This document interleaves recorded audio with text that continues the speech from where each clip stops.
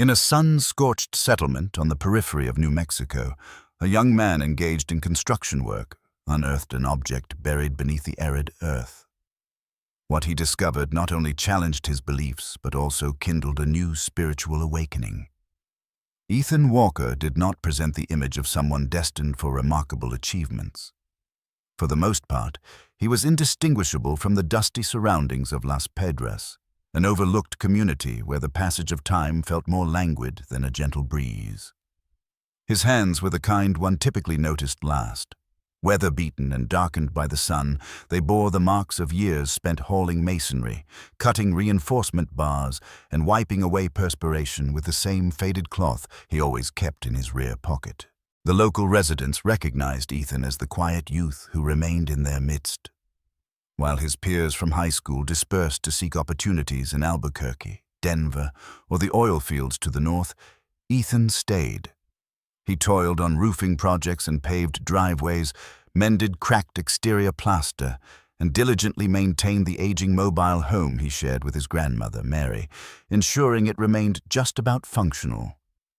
Each evening, before the desert's daylight receded behind the rugged sandstone formations, the aroma of warm flatbread and wild sage wafted through the worn fissures of their dwelling, blending with the soft cadence of his grandmother's devotional prayers. To observers from outside, life in Las Pedras seemed stagnant. There were no new constructions, no ubiquitous fast food establishments, and certainly no noteworthy events. Yet, for Ethan, it was sufficient. He cherished the tranquility preceding dawn, the droning symphony of cicadas at twilight, and the mesmerizing transformation of the clouds' hues just before an impending storm. Grandma Mary, now in her 80s, still rose before the sun. She would sit at their old wooden table, her rosary beads clutched in her hands, murmuring prayers to a framed depiction of the Virgin of Guadalupe affixed to the wall. She held a profound belief in miracles, even though her physical body had long ceased to anticipate them. Ethan did not share her fervent devotion, but he held it in high regard. He admired her unwavering commitment to her daily prayers, her modest requests, and her consistent willingness to offer sustenance to anyone who arrived at their door in need. Ethan was a man of few words, not due to a lack of thoughts to express, but because the world seldom seemed inclined to inquire. He worked, returned home, ate, and slept. His existence was uncomplicated, predictable, and secure until one morning when it was irrevocably altered. It was a Monday, marked by dry air, an absence of wind, and a heat so intense that even the flies sought refuge. Ethan had accepted a contract to assist in excavating the foundation for a modest prefabricated residence on the outskirts of town, where venerable cottonwood trees leaned like ancient sentinels over forgotten land. The plot of land had remained vacant for many decades. Some accounts suggested it was once part of a mission settlement that had long since been dismantled. Others maintained it was merely a stretch of desert inhabited by an abundance of venomous snakes. By midday, Ethan's shirt adhered to his back like damp paper. He swung his pickaxe into the ground for another forceful blow. It struck something solid, yet not of stone, nor was it concrete. The sound produced was muffled, resonant, almost like ceramic. He lowered himself to his knees, using his hands to clear away the loose soil, not contemplating its significance, merely trying to determine if he had encountered a buried utility line. However, the surface his fingers met was not metallic. It was curved, cool to the touch, and delicate.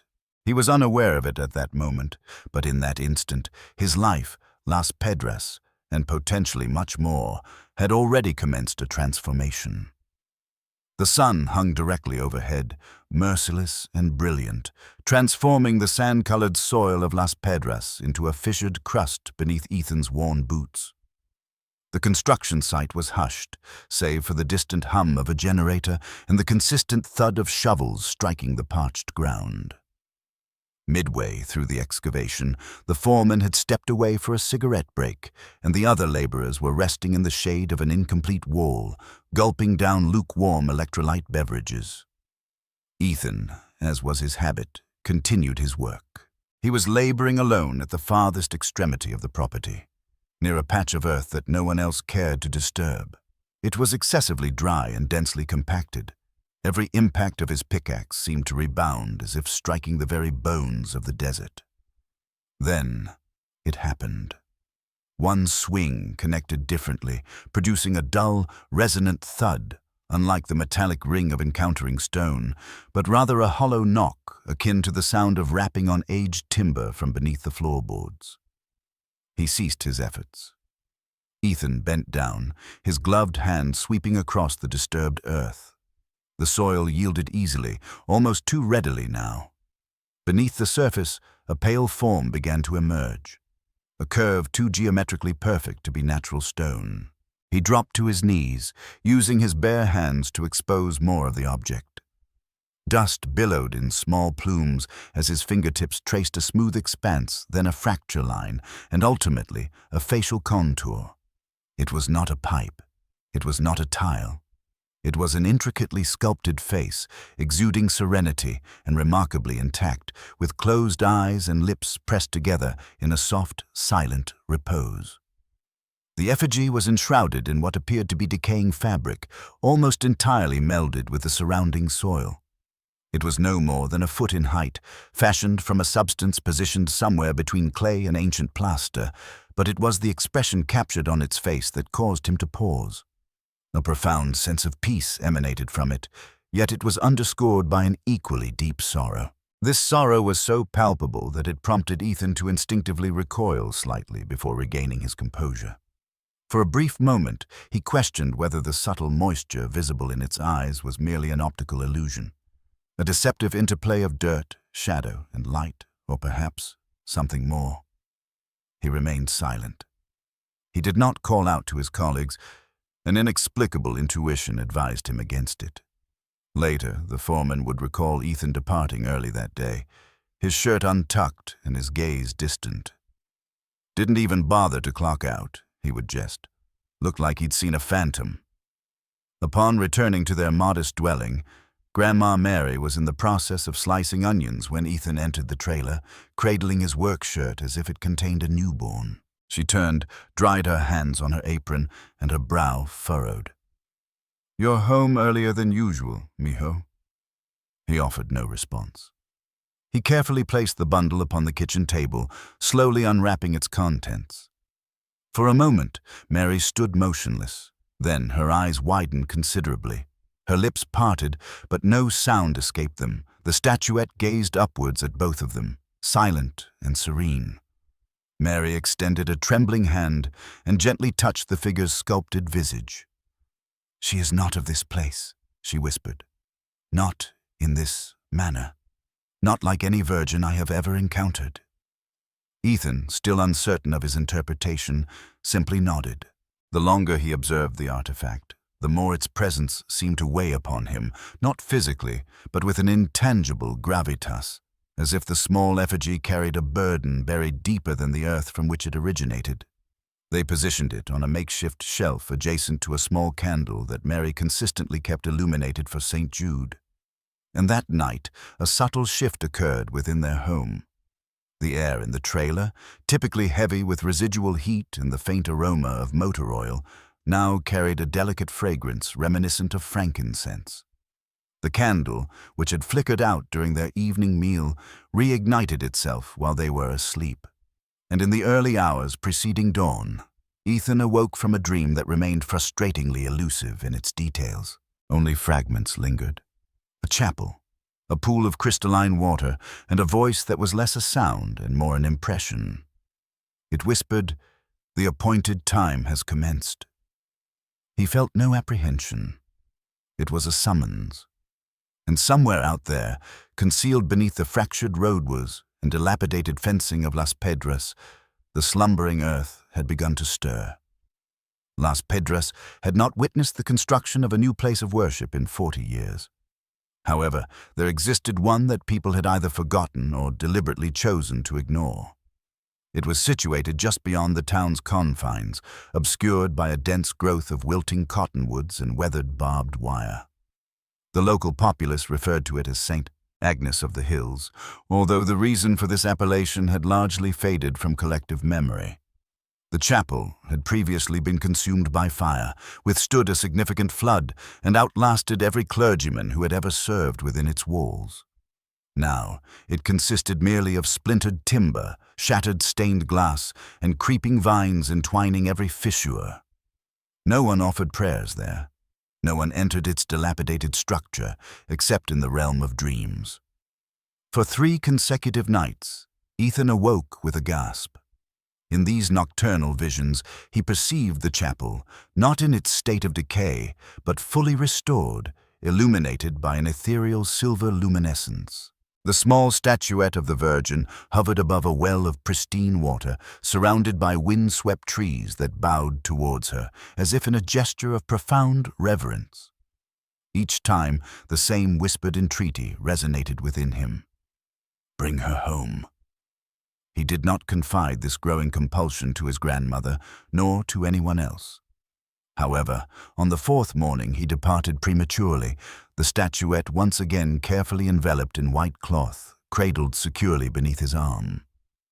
The chapel stood in an even more dilapidated condition than he had anticipated. Its roof sagged as if from an immense weariness, and the wooden cross atop the steeple hung askew, partially consumed by termites. The entrance doors were barely attached to their hinges. The dust within possessed a palpable density, as though time itself had settled there, patiently awaiting an event. Ethan stood in the darkened entryway for an extended period. Subsequently, he stepped across the threshold. The air within was heavy, stagnant, and inexplicably warm. Sunlight filtered through the fractured window panes, casting fragmented patterns of color onto the floor where no intact windows remained. At the far end of the sanctuary, beneath the altar that had long since disintegrated, he observed a hollowed recess in the wall, darkened by soot but structurally sound, as if a sacred object had once occupied that space, and the very stone retained the memory. He had no preconceived plan, no words to utter. He simply acted. With deliberate gentleness and meticulous care, he placed the statuette within the niche, encircling it with a ring of small river stones he had gathered from the exterior. He did not ignite a candle. He uttered no prayer, yet a response was perceived. From the rear left section of the chapel, the faintest trickle of water began to emerge, seeping through the floorboards without any apparent source, pipe, or discernible sound. It carried the fragrance of damp cedar and the rich scent of earth after rainfall, a sweet and ancient aroma. Ethan sank to one knee, then to both, rendered immobile, overcome not by dread, but by an overwhelming sense of reverence. Later that day, Grandma Mary observed from her porch as her grandson returned home, his demeanor quiet, his clothing covered in dirt, yet his bearing that of someone who had finally rediscovered his true identity. She offered no inquiries about his whereabouts, merely nodded slowly, as if a part of her had already grasped the profound transformation he had undergone. That night, the dreams recurred, now imbued with greater clarity. In them, the chapel pulsed with an inner light. Voices harmonized in a soft, low hum. A woman's voice, clear as the morning sun, called out from beyond the trees. Faith is not merely an intellectual understanding, it is a burden you carry. And when Ethan awoke, he found himself kneeling beside his bed, his hands still clasped in prayer, as if he had never truly departed from the realm of his dream. By the conclusion of that week, he returned to the chapel, not for a fleeting visit, but to undertake a thorough cleansing. He meticulously gathered years of accumulated dust into neat piles, scrubbed floors stained by forgotten precipitation, and carefully removed ivy that had entwined itself upon the walls. His actions were not those of a mere laborer. They were those of an individual preparing for the arrival of someone of immense significance. The statuette remained undisturbed in its appointed place, and silent observer, a patient sentinel. The gentle trickle of water persisted, now forming a shallow pool that mirrored the fractured ceiling, resembling a portal to another existence. News of these occurrences had not yet disseminated. The world continued its usual trajectory. However, Las Pedras had undergone a subtle yet discernible alteration.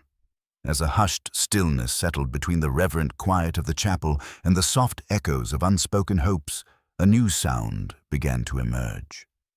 It wasn't a shout nor a plea, but a persistent, unwavering resonance.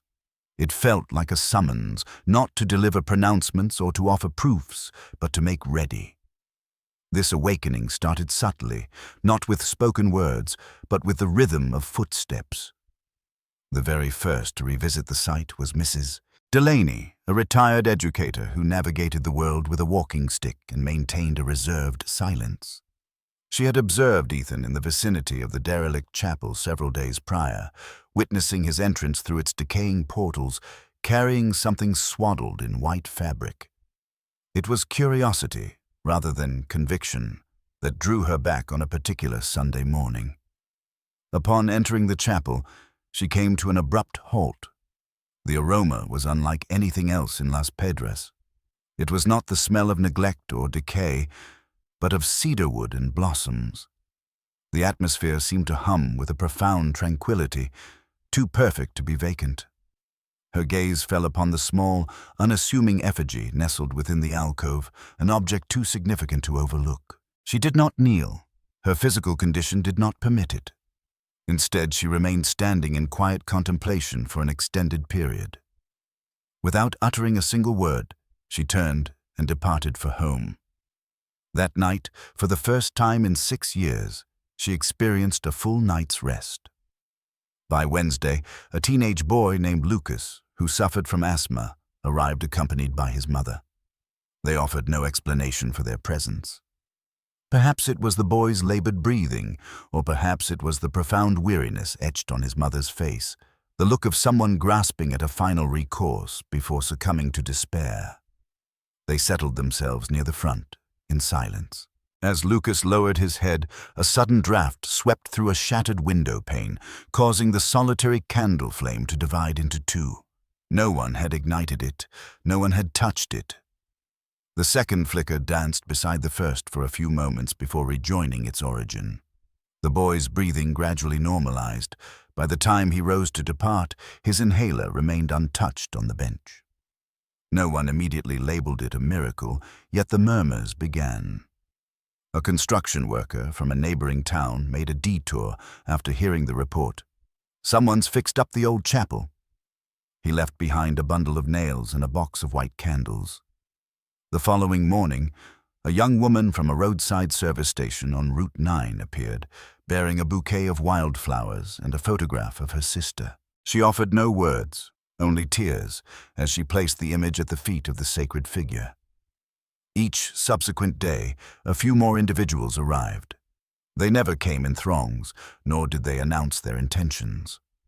Despite this, their arrivals seemed guided by an unseen force, a quiet direction that bypassed any need for verbal cues. They knelt, they sat, they wept.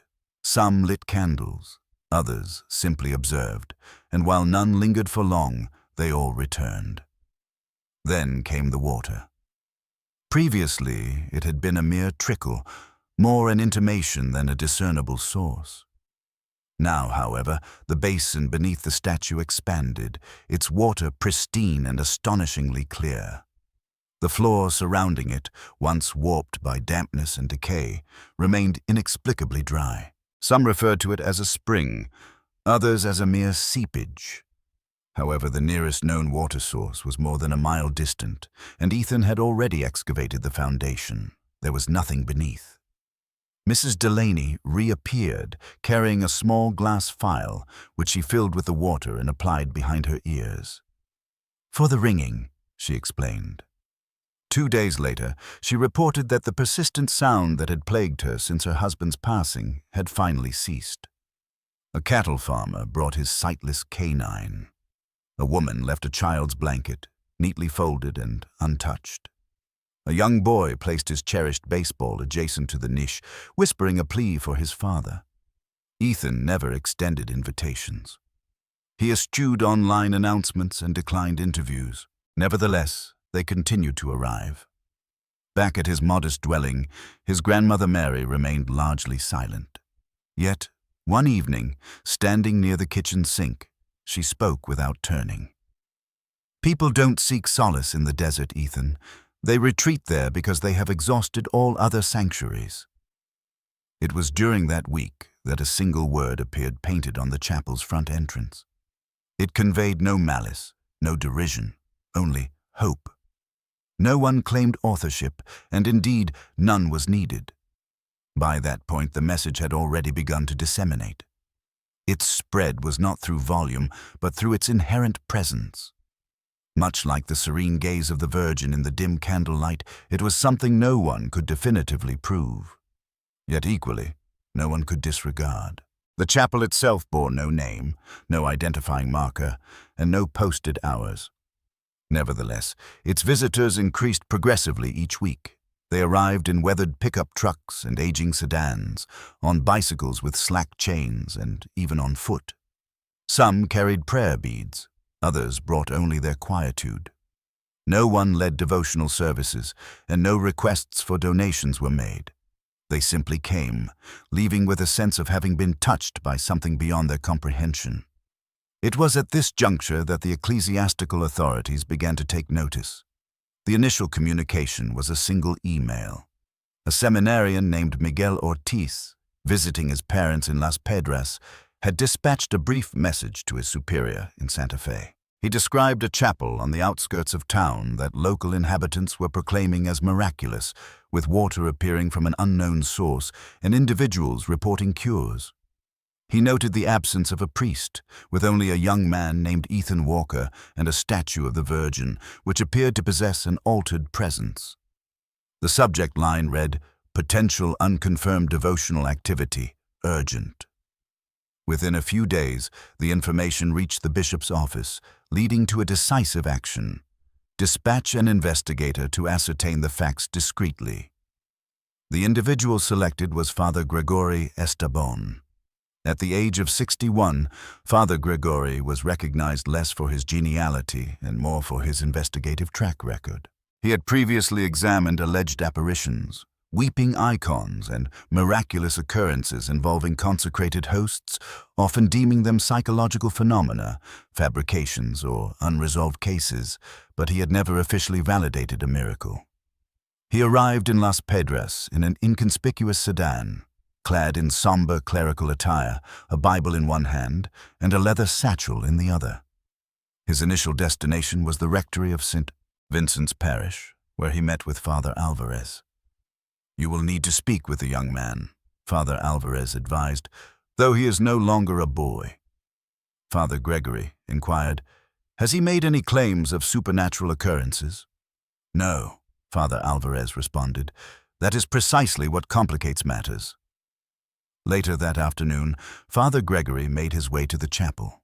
The parking area was unpaved, and a stone served to prop open the door. Inside, he observed numerous candles emitting a soft glow. The air was permeated with the mingled scents of wax and cedar. The statue rested serenely within its alcove, small and weathered, and Ethan was present, assisting a child in lighting a candle at the altar. Upon noticing the priest, Ethan straightened, wiping his hands on his trousers. "You are from the church, are you not?" he inquired without apprehension. Father Gregory confirmed this with a nod. "And you are not?" "No, Father," Ethan replied simply. "I am merely helping to maintain the cleanliness of this place." The priest proceeded past him, moving with deliberate slowness, examining every section of the interior, the flooring, the statue, and even the water. "From where does it originate?" he asked. Ethan responded by shaking his head. "We have no knowledge of its source. It simply appeared." Father Gregory knelt beside the pool, dipped a finger in, and inhaled its scent. He then rose and gazed intently at the face of the Virgin for a considerable time. There were no tears, no bloodstains, no visible movement, merely a tranquil space filled with a multitude of unvoiced prayers. He refrained from further inquiries. Instead, he occupied a pew in the rear for close to an hour in quiet reflection. Visitors came and departed. A woman left a woolen scarf. A man pressed his lips to the floor. Father Gregory made no entries in his notebook.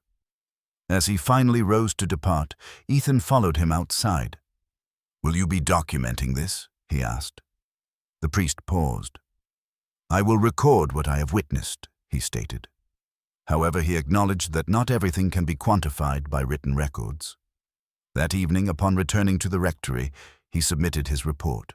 It contained a single sentence: "I can neither confirm nor deny a miracle, but the silence within that sanctuary speaks more profoundly than established dogma."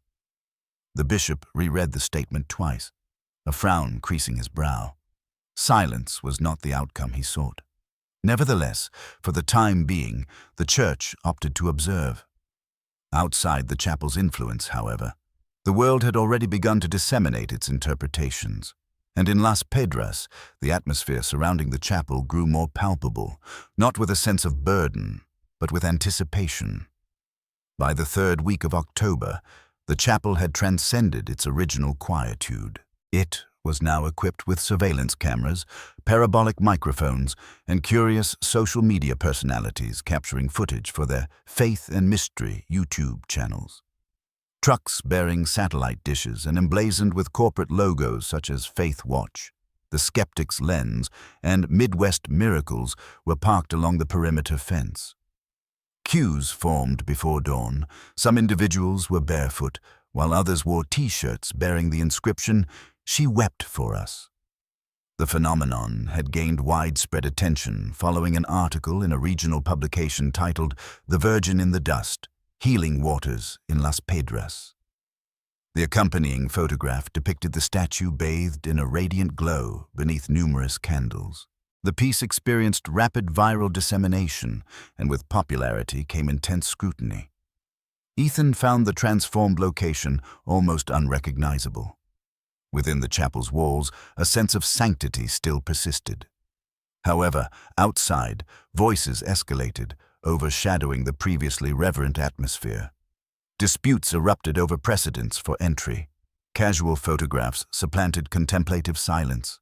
Someone even attempted to dislodge a fragment from the wall near the altar, believing it to be sacred dust. Ethan intervened, firmly but composedly. They departed in a huff, muttering about gatekeepers of grace.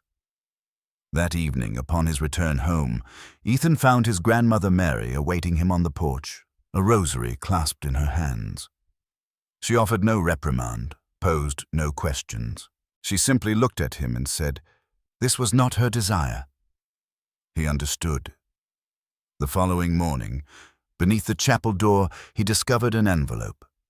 It bore no return address. Inside was a single sheet of paper, upon which 6 words were scrawled in an irregular script. "You are playing with fire. Stop now." There was no signature, no identifying mark, but the message's intent was unmistakable. He studied the note for a considerable period before folding it and placing it within the drawer of the old sacristy desk, concealed beneath the candles. He disclosed nothing to Mary or to the regular attendees. However, that night, after securing the chapel, he remained behind.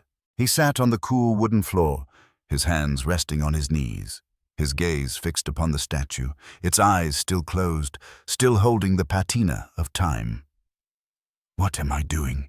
he whispered. "Why me?" There was no audible response. Yet outside the wind intensified, and from a corner of the chapel, a loose page from a forgotten hymn drifted across the floor, coming to rest at his feet. He did not retrieve it, but simply lowered his head. The underlying tension did not dissipate. In the ensuing days, a local radio program broadcast a special report titled "Miracle or Manipulation: The Enigmatic Story of Las Pedras." The segment featured interviews with a former pastor who attributed the events to collective emotional hysteria, and a professor from Santa Fe State University who described it as a classic instance of group delusion amplified by digital platforms. A single speaker voiced suspicions that Ethan might be financially benefiting from the situation, a claim Ethan vehemently denied. He had never solicited donations, and the sole collection receptacle in the chapel was an old coffee tin left by someone else, whose contents Ethan didn't even know who collected. Despite this, whispers and rumors persisted. Then the chapel's wooden doors were vandalized with spray paint bearing the words "liar, fake, false prophet" in stark red. Ethan remained unfazed, immediately fetching a bucket of water and scrubbing at the defacement until the lettering disappeared. He continued scrubbing until his knuckles were raw and bleeding, showing no sign of stopping. His grandmother, Mary, observed this from a distance. Later that evening, she prepared tea and sat with him on the steps of their trailer. "They're afraid," she stated softly. Ethan inquired, "Of what?" His grandmother elaborated, "Of anything that doesn't belong to them, of what they can't manage." Ethan acknowledged this with a nod. Rose then entered, retrieving an old spiral-bound notebook. He began to write, not an address to the bishop or the press, but a message for her. "I have no idea why you selected me," he penned. "I am not pious, nor am I learned. My skills lie in digging holes and mending fences. However, if you are truly present, if this truly holds significance, I will not depart. Even if they seal the doors, even if they hurl insults at me, even if no one else remains, I will stay. Not to defend you, but because I believe you remained for my sake." He folded the letter and placed it beneath the statue. The subsequent morning brought a discernible change. A wooden cross, newly crafted, sanded smooth and hand-carved, was affixed above the chapel's entrance. It was there without any visible means of attachment, such as nails or rope, and bore no signature. That same evening, a woman arrived with her daughter, who was visually impaired. She did not request a miraculous cure, but simply sat quietly. As the sun began to set, she softly commenced singing a timeless, gentle lullaby. A young boy joined her, softly reciting the 23rd Psalm. Candles flickered, and the atmosphere grew still once more. Ethan stood at the back, hands clasped, eyes closed, and for the first time in many days, he experienced a profound sense of peace. It was not the peace derived from comprehension, but the tranquility of being held. Despite the world's attempts to tear him asunder, no one anticipated a miracle occurring at noon. It was a Saturday, a day characterized by a cloudless sky and sweltering heat, the kind of warmth that made the air shimmer above the gravel expanse of the parking lot adjacent to the chapel. Inside, the candles burned low, their wax pooling on the stone floor like spilled tears. The pews were sparsely occupied by strangers, some in prayer, others murmuring Hail Marys, and still others simply gazing at the statue, anticipating an unknown event. Among them was Caitlin Monroe, a journalist from Albuquerque, her hair neatly tied back, sunglasses perched atop her head, and a voice recorder resting on her lap. She had come with a singular objective: to debunk the prevailing narrative. Her editor had dismissed the story as a trending oddity, and instructed her to prioritize factual reporting over sentimentality. Caitlin possessed facts. She had conducted interviews with skeptics, filmed the chapel's leaky floorboards, collected samples of the purportedly holy water, and had even attempted to provoke Ethan earlier that morning. "Do you genuinely believe statues weep?" she had inquired. Ethan, without directly answering, had glanced at her, then at the assembled congregation, and finally back at her. "I believe something is occurring," he had stated. "You don't need to label it to honor it." Now, she sat 3 rows from the front, jotting notes in her notebook, observing a young girl enter the chapel, her progress severely hampered by a single wooden crutch. The girl, appearing no older than 9, possessed large, expressive eyes and a noticeable limp that punctuated each step with a sound akin to a ticking clock. Her mother followed, looking anxious, clutching a bouquet of artificial flowers and a folded sweater. They proceeded slowly towards the front until the girl halted beside the statue. Her mother whispered something into her ear. Then the girl performed an action that surprised everyone present. She extended her hand, touched the feet of the statue, and closed her eyes. A profound silence descended upon the chapel, devoid of prayers or whispers. Even Caitlin ceased operating her recorder. Suddenly, a faint sound, a soft crack, was heard. The crutch detached itself, not dropped or thrown, but simply slipped from beneath the girl's arm, striking the ground with a dull, wooden thud. The girl stood upright, her legs perfectly straight, her feet firmly planted. Her mother let out a gasp. The girl blinked, swayed momentarily, and then took a step. One step, followed by another. The chapel erupted in a cacophony of sound. A scream, a sob, hands covering mouths, and knees hitting the floor. Caitlin stood, accidentally knocking over her recorder. Her pen slipped from her grasp. She moved hesitantly towards the girl, her eyes wide with astonishment. "Wait, just wait," she urged. But the mother, overcome with emotion, had already fallen to her knees, her arms encircling her daughter's legs, weeping uncontrollably. Amidst the ensuing commotion, the subtle detail went unnoticed by most. Ethan, however, from the periphery of his vision, perceived a faint shimmer, a fleeting movement, and then a single drop of clear liquid slowly descending from the statue's right eye. It traced a path down her cheek, curved past her lips, and fell not into the nearby well, but onto the floor, precisely where the girl had been standing. He remained silent, simply observing. Caitlin, too, watched. She turned her gaze from the girl to the mother and then to the statue. The recorder in her pocket continued to capture sound, but for the first time in her professional life, she found herself speechless. She exited the chapel and walked directly into the stark desert sunlight. 5 minutes later, she was broadcasting live on social media.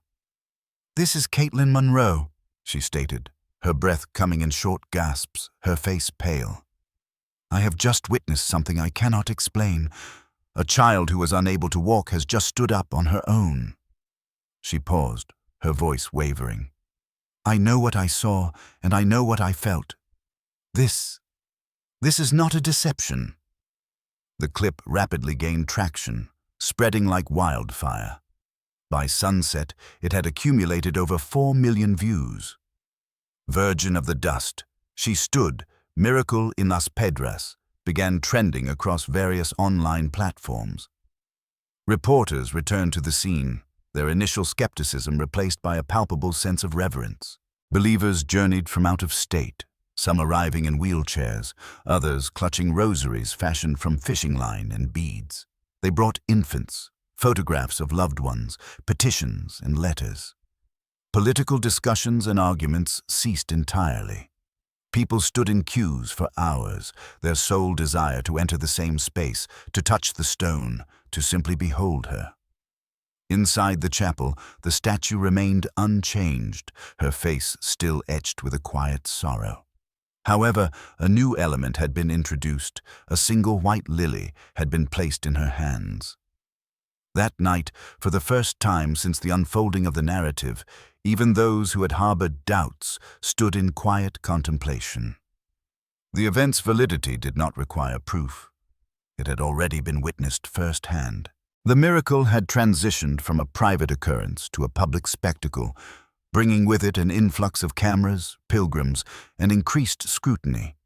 Yet, amidst this burgeoning attention, a singular voice emerged, unamplified, unrecorded, and entirely unburdened by any agenda. It was a voice from Ethan's past, one he had not heard in many years. Father Julian Cortez.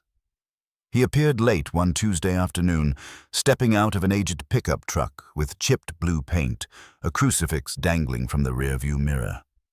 His clerical collar was wrinkled, and he walked with a slight drag, a subtle limp that had not been present before. However, his eyes, sharp and unwavering, remained unchanged. "Father Julian," Ethan exclaimed, taken aback. "I believed you had retired." "Retired from dealing with people, perhaps, but not from faith," the elderly priest responded with a faint smile. "I heard you've caused quite a stir out here, mijo." They stood in quiet reflection outside the chapel for a moment. Julian cast his gaze over the modest structure, the individuals lighting candles within. and the procession of cars extending down the gravel road. Ethan finally admitted this was not meant to happen. Julian offered a sideways glance. That's the nature of the Holy Spirit. It doesn't seek prior approval. They entered the chapel together. Julian proceeded slowly down the central aisle, his eyes absorbing every detail: the flickering candles, the water pooling near the statue's feet, the offerings of flowers, and the hand-knitted scarves left by pilgrims who had little else to give. He approached the alcove where the Virgin was displayed and remained still for an extended period. Subsequently, he took a seat in the rear pew, offering no comment. Ethan also remained silent, simply sitting beside him, awaiting his words. It was only after the chapel had emptied for the evening that Julian finally broke the silence. "I have dedicated 50 years to preaching in churches," he shared. "Some were opulent marble structures, others were constructed from cinder blocks and metal, but none of them possessed this quality." He looked around, as if searching for the precise terminology. "I don't refer to the statue or even the water. I speak of this profound stillness, this palpable ache in the atmosphere. It feels as though this place retains the memory of God. And everyone who enters here, they too remember, even if they cannot articulate what." Ethan kept his gaze fixed on the floor. "People continually ask if it is real." Julian smiled gently. "And what is your response?" "I tell them I don't know," Ethan replied. "That is the most truthful answer available." That night, Julian requested to stay in the trailer with Ethan and Mary. Over a meal of coffee, tamales, and warm cornbread, they conversed like cherished family members. They reminisced about the past, about Ethan's father, and about Father Julian's last visit to the town. The subject of miracles remained unspoken until the dishes were cleared and the New Mexico sky became emblazoned with stars. Julian stepped outside alone, walking back towards the chapel with slow, deliberate steps. He sat once more in the front pew, bathed in the soft glow of the numerous candles, and wept. No one witnessed this moment except the Virgin. The following morning, Ethan found him already awake and dressed. During the spontaneous morning service, which lacked any choir or processional, it was Father Julian who approached the altar. He raised no chalice and wore no ceremonial vestments. Yet, as he began to speak, an atmosphere of reverent silence enveloped the room. "In all my years of devoted faith," he commenced, "I have witnessed grand cathedrals erected through financial means, and I have seen them filled with individuals who had forgotten their original purpose. However, here, within this humble, perhaps even broken chapel, something vital animates. It is not the statue, nor the water, but the quiet space that exists between all your uncertainties." He paused, his voice carrying a raw, emotional quality. "I cannot definitively state what this phenomenon is, but I am certain of what it is not. It is not a performance or a display. It is a sanctuary where individuals reconnect with the feeling of being acknowledged by the divine, even if only momentarily." No applause followed. No one moved. Some individuals shed tears, while others simply closed their eyes. Ethan stood near the rear door, his hands clasped, and for the first time in days, he felt an absence of the burden of questions or expectations. He simply felt observed. Later, a question arose for Julian. Would the religious institution formally acknowledge the extraordinary event? The elderly clergyman offered a serene smile and replied, "You don't authenticate the dawn. You simply bask in its glow until the darkness recedes." With that, he proceeded into the early morning radiance, the door softly closing behind him. Though the camera remained outside that day, within, amidst the tranquil glow of candles and murmured prayers, faith continued to ascend, uncertified, unbranded, and utterly without apprehension. By the commencement of Advent, the humble chapel had transcended its brick-and-mortar existence. It had evolved into a spiritual beacon, subtly guiding hundreds of disquieted souls back to a forgotten truth. This resurgence wasn't spurred by official decrees, nor by the church issuing a pronouncement or scientists validating the water's properties. Instead, it was fueled by individuals continuing to seek solace, not for empirical validation, but for inner peace. That particular morning, Ethan awoke before the sun's arrival. The desert landscape was still cloaked in darkness, painted with subdued blues and gentle purples. A delicate frost adorned the chapel's roof, and the horizon shimmered with stars, soon to yield to the approaching daylight. He cleansed his face in a metal basin positioned on the trailer's porch, then donned his most presentable shirt, the very one he wore the day he first unearthed her from the earth. In his hands, he cradled a single stone. It was rough, of a muted gray hue, and bore a subtle fissure shaped like a cross, the very first rock he had struck with his pickaxe when the statue was discovered. He had preserved it ever since, a tangible reminder that sometimes remarkable occurrences arrive veiled in the ordinary. The chapel grounds were already humming with activity. Wisps of campfire smoke spiraled skyward from temporary encampments. The sound of a child's laughter drifted from near the fence. A woman, holding a candle, offered a silent prayer in a language unfamiliar to Ethan. Inside, the pews were occupied, yet a profound stillness prevailed. No announcements were made, no celebratory music filled the air, no polished oration was delivered. There was only a palpable warmth, an overarching quietude, a shared sense of collective breathing. Ethan proceeded slowly towards the front. He approached the alcove, the revered statue, and the growing accumulation of modest tributes, photographs, preserved blossoms, handwritten notes folded like silent pleas. He knelt, pressed his lips to the stone, and placed it reverently at the heart of the makeshift altar. Rising, he turned to face the assembled congregation. There were mothers cradling restless infants, laborers in their sturdy work boots, and elder gentlemen holding their hats close to their chests. His voice, though unpolished and untrained, resonated with an unwavering conviction. "I am not a clergyman," he stated plainly. "My purpose here is not to instruct or elucidate. I unearthed this statue from the soil, and from that moment onward, my life has been irrevocably altered. I have not experienced divine visions, nor have I perceived celestial voices. However, I have witnessed a barren spot transform into a sanctuary, a refuge for sorrow, a haven for healing, and a space for profound silence." He paused, his eyes glistening with unshed tears, yet unburdened by fear. "Should you have arrived seeking definitive answers, I must confess I possess none. But if your journey has been one of seeking a place for your heart to find repose, then you have arrived home." He stepped aside. A young girl, no older than 6, then approached the altar. She carried a small candle adorned with colorful stickers and sparkling glue. Meeting Ethan's gaze, then looking towards the statue, she inquired, "May I leave this here?" He nodded. She carefully positioned it beside the stone and, with a trembling hand, ignited its wick. One by one, others followed suit, presenting flowers, rosaries, and small, meticulously folded notes.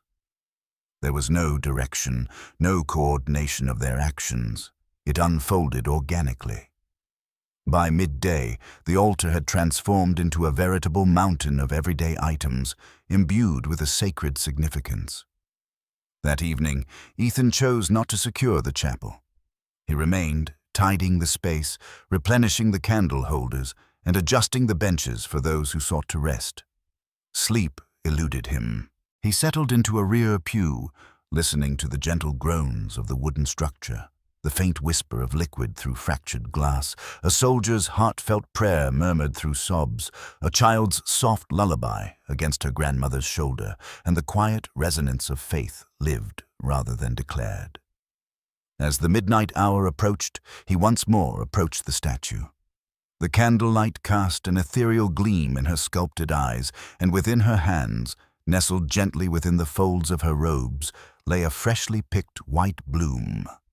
Its placement went unseen, its source unknown, and indeed unneeded.